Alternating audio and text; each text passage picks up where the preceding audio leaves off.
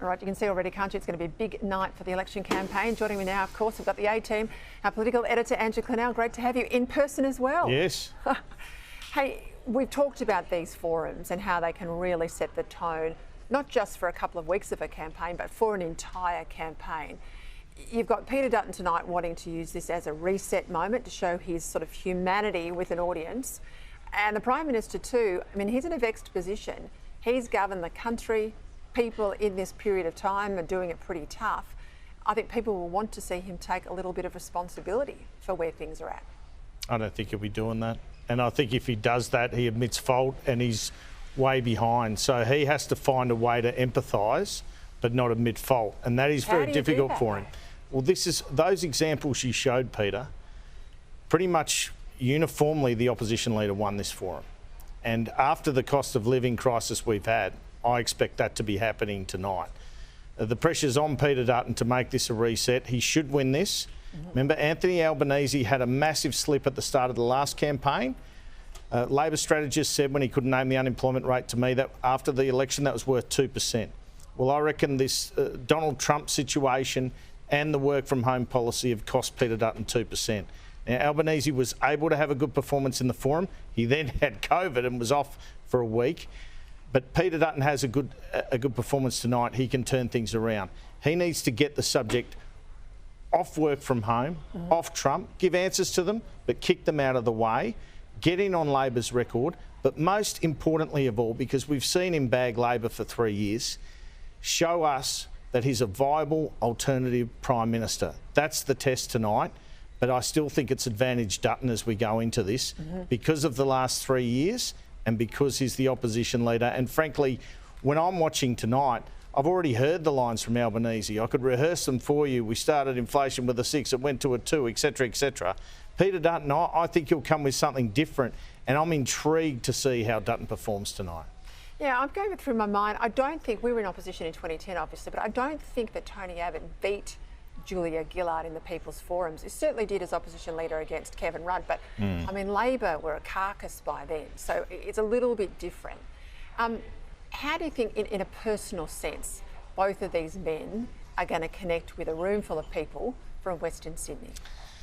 Well, now that you say that, it's about $1 that Anthony Albanese is going to mention growing up in Housing Commission, isn't it? Absolutely. And Peter Dutton's going to mention, you know, I started as a cop, I started my own business, etc., etc. So that's the way to do it. Bring their personal stories. We've heard them 100 times, but the audience hasn't, that's for sure, including the television audience. I think, obviously, again, people have heard Albanese's before. This is where Dutton has an advantage. He has an advantage to come out there, perform well. He's got to find that balance between connecting with the audience and the television audience and still attacking Anthony Albanese. But he's got an opportunity to really introduce himself to the Australian people. A lot of people just would not know a lot about it. Also pretty hard, I think, here with this audience for the Prime Minister to blame Peter Dutton when he's been the PM for 3 years and Dutton's been in opposition. Yeah, I mean, look, Albanese's strategy here is to say we've got a choice. They've had this work at home policy, they had to dump it. He's going to use terms like Americanisation of the health system. Well, we know that's a bit dishonest, right? Because essentially Peter Dutton is not promising to Americanise the health system. But you saw in the rally on Sunday that Albanese held that he and the Treasurer kept giving these Trump-type examples. They kept using terms like Americanisation of the health system, Americanisation of wages, etc., etc. So I expect that from Albanese at the start. Now, what Dutton needs to do is call that out immediately and say, and actually, he should bag Donald Trump. That would be a good trump card, so to speak, for him tonight. I think he needs to take a couple of risks, including with his base. That's one of them, because he believes that Anthony Albanese has been quite dishonest in this campaign, and he needs to take that on. What about these reports today? Not only has he got a banned former lobbyist in his inner sanctum, this is the Prime Minister, but he's also got his old mate Daniel Andrews as one of his key strategists. Yeah, well, I know for a fact that he hasn't been preparing with him in the direct lead-up, but last Wednesday they had a meeting in which the debate was discussed, and Andrews, who was a former staffer with him, I think, in Canberra, I think they shared a house at some that time, Perhaps Albanese was an MP, he was a staffer. I don't know. They've known each other for years, where he helped him prepare. Obviously, Andrews has been in a lot of these people's forum situations.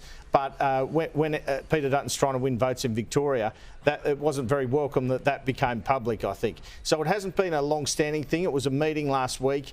Since then, Albanese's been rehearsing with his staffers, as I understand it. I got a tip up from a Labor contact of mine about 3 or 4 weeks ago to say there was some talk that Andrews would join him on the plane, but that the strategist thought that was a bridge too far. Yeah, I could never see that happening, and Mark Butler's joined him, who's a close ally from the left. One of the intriguing things, I don't know, I've been on the Dutton plane, but the media plane's separate. I don't know if he has an MP with him. Someone said James McGrath.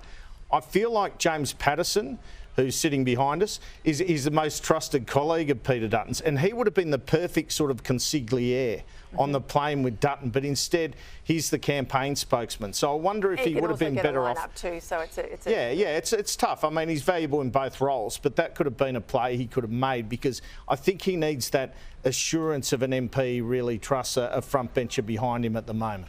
And look, I've been on campaigns, obviously, where you've had a colleague on the plane, and the purpose of that, so people at home can follow, is that you can get a message, colleague from colleague. They're not passing it through staffers if they can't get to the leader. Yeah. Sometimes they want to sort of blow someone's wig off, and you can only do that from one MP to another. Hey, just quickly, all this talk around today, two-part talk. One, that Penny Wong's in the retirement lounge, and then when asked about this, the Deputy Prime Minister, Richard Marles, would not rule out putting his hand up for her portfolio, making it clear then that he doesn't want defence, at the same time that Labor's saying these are uncertain times. I believe Penny Wong will be in the Parliament as long as Anthony Albanese is in the Parliament. So make of that what you will when people talk about her perhaps leaving in a year, Peter. And what about Climate 200 and all these campaigners they've got from the left, from the Greens and from Labor? This is a wolf in sheep's clothing, this stuff coming out. Well, one of their candidates, Nicolette Bowl, who's had some trouble in Bradfield, used to be a spokesperson for the Australian Conservation Foundation.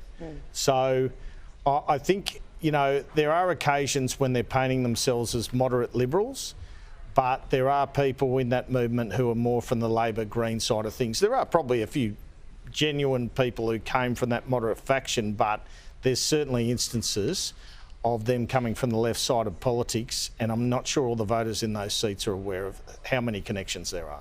All right, well, I know you want to settle in and watch every bit of the show that's about to unfold.